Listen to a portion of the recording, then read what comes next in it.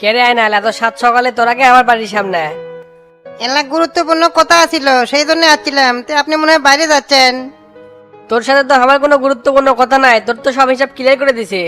ডন কি টাকা কম দিছে নাকি? আমি তো পুরোই দিবার কছি। মানে হচ্ছে কি ভাই, বছর খানিক আগে যে টাকা নিছিলেন ওর লাভও দিচ্ছেন না, আসলে দিচ্ছেন না, তাই আসছিলাম। আমার ব্যবসার বেশিরভাগ টাকাই আপনার কাছে পড়ে আছে, এই রকম করে চললে আমার সংসার চলবে কিংকা করে। ও, এতক্ষণকে বুঝতে পারছি। আর এই টাকা তোলার জন্য ঘটক নিয়ে যাচ্ছ? তুই কুটকের কোন নেতা যে আমার কাছ থেকে টাকা তুলবে যাচ্ছ? কয়েকদিন হলো আমার দোকানে এসে আপনার টাকার জন্য বায়না ধরছে, সেই জন্য আইলাম আর কি। ওই চিংড়া গরিব মানুষ 2 টাকা লাভের জন্য আপনাকে দিছে, তো টাকাটা ওকে দিয়ে দেন। আজকাল দেখেছি খুব বিচার সালিশ করছ। তুই কুটিকার কোন মাতব্বর হয়ে যাচ্ছ যে তোর কথা মতো আমার টাকা দেওয়া লাগবে? মন মেজাজ খারাপ হওয়ার আগে এর থেকে চলে যা, সকাল সকাল রাগ তোলাস না। নিজের টাকা পাচ্ছ তো মনে করছিস সব ব্যাংকায়। তোর কি হোশ আছে? তুই কার সামনে দাঁড়িয়ে থেকে কথা করছো? আপনি যাই হন না কে, টাকা তো নিছেন সত্যি, তো এখন 10 সময় তো কুসুর মুসুর করছেন কে? আপনার বিপদের সময় টাকাটা পাছিলেন, বিপদ পারি হয়ে গেছে, তাহলে ওর টাকা এখন ওকে দিয়ে দেন। ইদানিং দেখেছি তোর নল্লি খুব বড় আছে, ওকে যদি টাকা না দেয় তুই কি করবো? কি আর করবো, কোনো ব্যবস্থা নিয়ে পারলে নেবো, না হলে হাল ছেড়ে দেবো। 20-50 হাজার টাকা হলে হলো নি, 10 লাখ টাকা এই টাকা যদি আপনার কোনো জায়গায় পড়ে থাকলো নি, তাহলে কি আপনি সহ্য করলেন নি? ডন শুধু 1 মাসের টাকা দিছে, এখন যদি মোট টাকা হিসাব করি তাহলে 17 লাখ টাকা হবে। আমার লাভের কোনো টাকা লাগবে না, আমার আসল 10 লাখ টাকা ঘুরে দেন তাহলেই হবে। শালাক চর্দা দাঁত ফেলে দেবো। তোকে কি একবারও করছিস যে টাকা দেবো না? নিজের চোখেই তো দেখেছ একের পর এক বিপদ আসছে, বিপদ থেকে উঠি তারপরে তোকে টাকা দেবো। মানুষের বিপদ মরার আগ পর্যন্ত যাবি না, একের পর এক আসতেই থাকবে। কিছুদিন পরে নির্বাচন, আপনি মেলা টাকা দরকার, তখন তো আরো টাকা দিয়ে পারবেন না। আল্লাহ না করুক যদি নির্বাচনে ফেল করেন, তাহলে তো 10 বছরও দিয়ে পারবেন না। তুই তো দেখেছি বহুত সেনা, নির্বাচনে হারমুখী জিতবো সেই গণনাও করছু।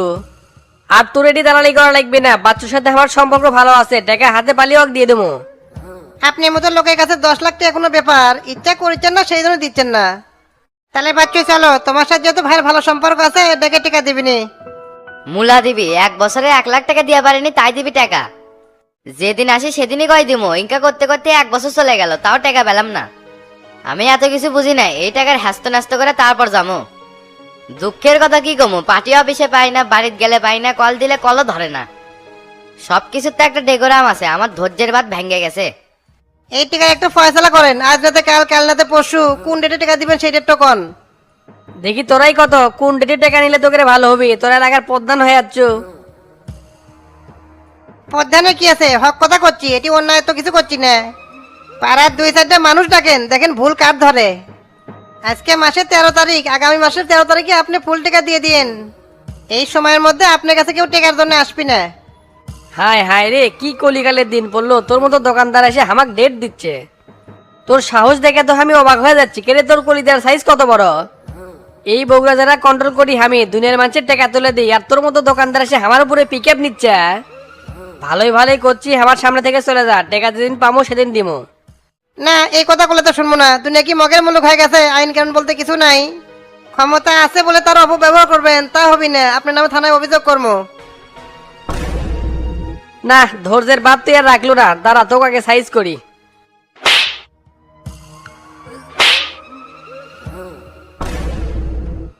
ই ভাই, এ কামনা সারছে, এই না উড়াধুরা ম্যাচ শুরু করছে। এটি থাকা যাবে না, দৌড় মারি, নিজে বাঁচলে বাপের নাম। এ বাচ্চু, এ দৌড় বাড়ছু কে? খারাপ খারাপ, টাকা নেবো না। না না ভাই, দোয়া লাগবে না, আপনি যেদিন পারেন সেদিন দিন। কেরে এটা আমাকে ঘুষি জাঙ্গিন না, পিছন থেকে সাইজ সুইছ তাই মনে হচ্ছে। কেরে জাঙ্গিন না কে? হ ভাই, আমি তোদের আসেন কে, সামনে আসেন, বসেন। সারা মূল্য খুঁজে তো পাই না, আর এটা এসে খাচ্ছ। সকাল থেকে না খেয়েছিলাম তো, তাই এটা এসে না খাচ্ছি। তো আপনি ফোন দিলেই তো পারতেন, আপনার ফোনের অপেক্ষাতেই তো থাকে। ফোন তো বাকি থুসি, তোর নাম্বার তো বন্ধ। হাকিমের বেটা জাইদুলের থেকে কিনছি মোবাইল, শালার মোবাইলটা এমনি বন্ধ হয়ে যায়, টেরই পায় না। ভালো একটা মোবাইল কিনবো, কিনবারই পারিচ্ছি না, আলতু ফালতু কাজেই টাকা খরচ হয়ে যায়। সামনের সপ্তাহে তো একটা মোবাইল কিনে দেবনি। তো শোনেক, আজ থেকে রাত দিন 24 ঘন্টা শফিকে বাড়ি পাহারা দেবো। উই কুটি যায় না যায়, ওর বাড়িতে কেউ আসে না আসে, সব ইনফরমেশন আমাকে দেবো। ঠিক আছে, তাহলে ওটি আজকে থেকে আমার ডিউটি শুরু হয়ে গেল, আপনি সব আপডেট জানামুনি। আর যদি বেশি চাপ মনে করেন, তাহলে ওকে একবার মেরে ফেল দেই। এই কামও করলে আমাকে দিয়ে পারেন। এই ঘুষি দাঙ্গিরের কাছে এল্লা কাজ কোনো ব্যাপারই না, জীবনে কত মানুষকে এই দুনিয়া থেকে বিদায় করলাম। বরিশালের একটা মেয়রে কট দিছিলাম, তারপরে তো সেই বিপদে পড়ছিলাম। আল্লাহ যে কিরকম করে বাঁচালো, এই হিস্টোরি করতে তো অনেক সময় লাগবে। এ তোর ফাঁকা আওয়াজ বন্ধ করতো, তোকে যেই কাম দিয়েছি সেই কাম কর। এ গোবিন্দ, এ তোর পাওয়ার ব্যাংকটা কয়েকদিনের জন্য ঘুষি তাঙ্গিক দে তো। পাওয়ার ব্যাংক যে দিবার করছে এ যারা তো বড় সিটার, যদি বেঁচে খায়।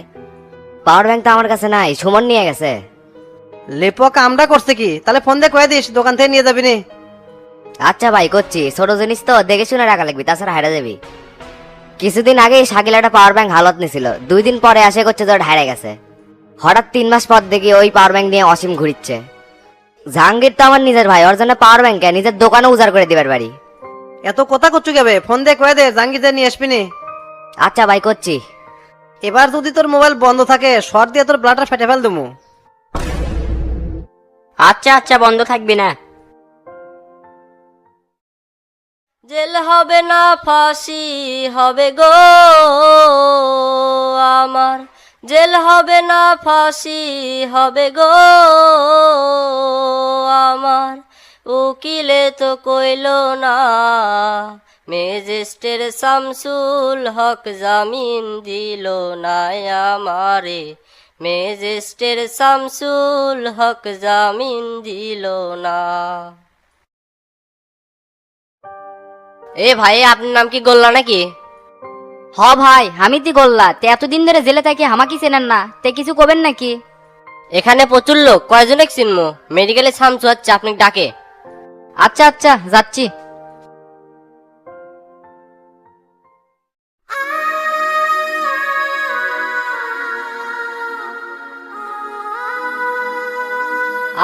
শামসু ভাই, কতদিন পর যে আপনাকে দেখলাম, মনটা একবারে শান্তি হয়ে গেল। আপনাকে সারা জেলের মধ্যে যে কত কষ্টে আছিলাম, আপনাকে দেখে একটু সাহস পেলাম। এখন যে কয়দিন থাকি আমার সাথেই থাকের বাবু নেই, আমি তোকে একটা সিট কাটে নেওয়ার ব্যবস্থা করতেছি। উকিলের সাথে কথা হচ্ছে, অসিরি তোরা জামিন পেয়ে যাব। আর মেডিকেলে না নিরিবিলি আছে, থাকে খাইয়া ঘুমে শান্তি আছে। এটি সবাই মিলে থাকলে ভালো হবে। তে সকাল থেকে কি কিছু খাইছেন? জেলে ঢুকলে কিন্তু প্রথম দিন খাওয়ার খুব সমস্যা। খাওয়ার কোনো সমস্যা হয়নি, ক্যান্টিনের চাকু আকাশ আছে না, ওই তো আমার কাছে ছোট ভাই, ওই রুটি কলা আনে ব্যবস্থা করছে আগেই। একটু পর পিসি বই দিবি, আর সন্ধ্যের দিকে টেকা লাগতে পারে। টেকাটা লাগলে তুই ঠিকঠাক মতো তুলে আসিস। যমুনা 2-এর ম্যাট আইন দে দু, ওখানে আমার কাছে পাঠিয়ে দিস তো, জরুরি কিছু কথা আছে। আচ্ছা ওস্তাদ, যাচ্ছি। আরে গুরু, আপনার এখানে কষ্ট করে আসার কি দরকার ছিল? আমাকে বললে তো আমি আপনার সাথে যে দেখা করতাম। সেটার আর দরকার নাই, ভাবলাম যে তোমার সাথে দেখা করে ঢাকায় চলে যাব। তে বলেন কি খাবেন, চা না কফি? চা কফি খাওয়ার জন্য এটি আসিনি, শামসু জেলে গেছে, এটা আমার জন্য অনেক কষ্টের একটা বিষয়। তাও যদি অপরাধ করে গেল নি, বিষয়টা মানা গেল নি, তাকে মিথ্যা মামলায় ফাঁসানো হচ্ছে, আপনি তো সবই জানেন। আমাদের তদন্ত এখনো চলমান, সামনের শুনানির আগেই আমরা প্রকৃত ঘটনা উদ্ঘাটন করতে পারবো। আর একটু ফাস্ট ফাস্ট কাজ করতে হবে। 2 নাম্বার কার্যক্রম দিয়ে তো আইন প্রশাসন সবকিছু ঘুরে গেছে। আর তোমাদের তদন্ত করতে যদি আইনগত কোনো সমস্যা থাকে, তাহলে আমি পিবিআর শরণাপন্ন হব। আপনি সেটা করতে পারেন, কিন্তু আমরাও চাই যে সত্য ঘটনা সবার সামনে চলে আসুক। শামসু কেমন লোক সেটা তো আমরা জানি। দীর্ঘদিন এই এলাকায় দায়িত্বরত থাকা অবস্থায় আমরা তার মধ্যে কোনো ফল্ট পাই নাই। তিনি ন্যায় নীতি ও আদর্শ নিয়েই কাজ করছেন, অন্যায়ের সাথে তাকে কোনোদিন কোনো আপোষ করতে দেখি নাই। শামসুর এই বিপদে যদি তার পাশে থাকতে পারতাম তাহলে আমার খুব ভালো লাগতো। এবার তদন্তের দায়িত্বটা আর একবার আমার উপর দেন। তুমি এই মামলার আইও আর ডাক্তারের সাথে কথা বলো, তাহলে সত্যটা বের হয়ে আসবে। ঠিক আছে, কয়েকটা দিন সময় দিলাম, তুমি দেখো, যদি কাজ করতে পারো ভালো, না হলে আমি কিন্তু অনেক বড় ব্যবস্থা নেব। তাহলে আজকে আমি উঠি, পরবর্তীতে তোমার সাথে দেখা হবে এবং কথা হবে। আচ্ছা যান, বিষয়টা আমি গভীরভাবে দেখতেছি। চাচা, তলে তলে তলে চেম্বার দিলেন? পার্টি অফিসের পাশাপাশি একটা চেম্বার লাগি, সেই জন্য এই জায়গাটা বেছে নিলাম। তে দাঁড়িয়ে আছো কে? বসে। আচ্ছা, বসতেছি। অনেক লোকজন দিয়ে চেম্বার উদ্বোধন করলেন, আর আমি দলের সেক্রেটারি হয়েও দাওয়াত পেলাম না। আচ্ছা, দাওয়াত নয় নাই দিলেন, কিন্তু হামাক সারা প্রোগ্রাম করলেন, এতে আমার ভাবমূর্তি নষ্ট হয়ে গেল না? আজকাল দেখতেছি দলের ভাবমূর্তি সম্পর্কে খুব ভাবিস। এইরকম কথা যদি শুরু থেকে ভাবলিনি, তাহলে কমিটির আজকে এরকম অবস্থা হয় না। প্রত্যেকটা উপজেলায় প্রকৃতপক্ষে যারা রাজনীতি করে তারা কিন্তু পোস্ট বানায়, যারা পোস্ট পাচ্ছে তারা কিন্তু টেকার জোরে পাচ্ছে। এই রাজনীতিক তো পেশা হিসেবে লিয়া কোটি কোটি টাকা কামাই করছি, এখনো ফিরে আয়, অনেক সময় আছে। সারা জীবন আমার সাথে খালি উল্টা পাল্টা আচরণই করে গেলেন। আপনি আমার চাচা, আপনাকে আমি এখনো সম্মান করি। শোনেন, টুকটাক ধান ধান না করলে চেংরা প্যাংরা পালা যায় না। রাস্তাঘাটে আপনার মতো তো আমি একা একা চলতে পারি না, আমার পিছে লোক লাগে। সেগুলো খরচ কোথা থেকে আসে কন? তোর চাইতে বড় বড় নেতা একলা চলাফেরা করে, তারগের কোনো লোক লাগে না। তুই মনে হয় দেশের প্রধানমন্ত্রী হয়ে যাচ্ছ। কাহালু উপজেলার পার্টির অবস্থা তো একদম ভালো না। আক্কাস হলো দলের ত্যাগী নেতা, তার কাছ থেকে তুই কমিটি দেওয়ার কথাকে 10 লাখ টাকা খাসু। এগুলা করার জন্য কি তুই কেন্দ্রের থেকে নেতা বানাছিল, না রাজনীতি সচল করার জন্য বানাছিল? আমি আক্কাস আলীর কাছ থেকে কোনো টাকাই খাইনি। আমি একলা পদ দেওয়ার কেটা যে টাকা খামো। কাল পরশু ওরা পার্টি অফিসে আসতেছে, এই টাকার একটা ফয়সালা হবে। তুই টাকা খাসু কি না খাসু সেই দিনই প্রমাণ হবি নি। আর বাচ্চুর কাছ থেকে তো সুদের উপর 10 লাখ টাকা লিছু, সেই টাকা দিচ্ছ না কৃষক? শোনেন চাচা, এলে আজারের বিষয়ে আমাকে ডাকেন না। আমি কার কাছ থেকে টাকা নিছি না নিছি সেটা আমি বুঝবো। নিজেকে তো রাজা মনে করিস না, কয়েকদিন যাবার দে, পায়েত কিন্তু জুতা থাকবি না। এবার ছামসুল্লে যে পাড়া দিছু, কিছুদিন যাক, কি যে হবি আল্লাহ ভালো জানে। আর হাবিব তো তুক পিছন থেকে বাস দিচ্ছে, এমপির টিকিট হা করে থাকিস, তোর মুখের মধ্যে দিয়ে ছেড়ে যাবিনি। চাচা, আমি তোতা ভাঙ্গি কিন্তু মস্কি না। আমার লক্ষ্য এবং উদ্দেশ্য এক। সময় হলেই বুঝতে পারবেন কে কতদূর যাবার পারে। আর একটা কথা, উপশহরের বল্টু খুব বাড়াবাড়ি করেছে। আপনি ফোন দিয়ে কই দিন আমার কাছে যা নাক না গলায়। বেশি রাগ তরালে পোলা পান দিয়ে কিন্তু আর পাশার চাকু মেরে নেবো। নতুন নতুন যারা বিল্ডিং করতেছে তাদের কাছ থেকে তুই চাঁদা তুলবার গেছু, বললি কি তুই খারাপ কিছু কাছে? ওখানকার সাধারণ লোকজনের উপর কোনো জুলুম অত্যাচার করা যাবে না, বিষয়টা আমি হ্যান্ডেল করতেছি। তাই বারবার করছি ওইদিকে যাওয়ার দরকার নাই, এতে করে তুই ভালো হবে। আচ্ছা, দেখা যাবে নি কার দূর কত দূর পর্যন্ত। আপনি পার্টির সভাপতি আর আমি সেক্রেটারি, মিলেমিশে কাজ করলে অনেক ভালো হলো নি, কিন্তু আপনি তা চান না। তোর মতো বেদবের সাথে থাকার কোনো ইচ্ছাই নাই, আর একসাথে কাজ করা তো দূরের কথা। তুই এখন যা, পরে আসিস, আমার ইউনো স্যারের সাথে মিটিং আছে। আচ্ছা ঠিক আছে, চলে গেলাম, দেখা হবে আবার।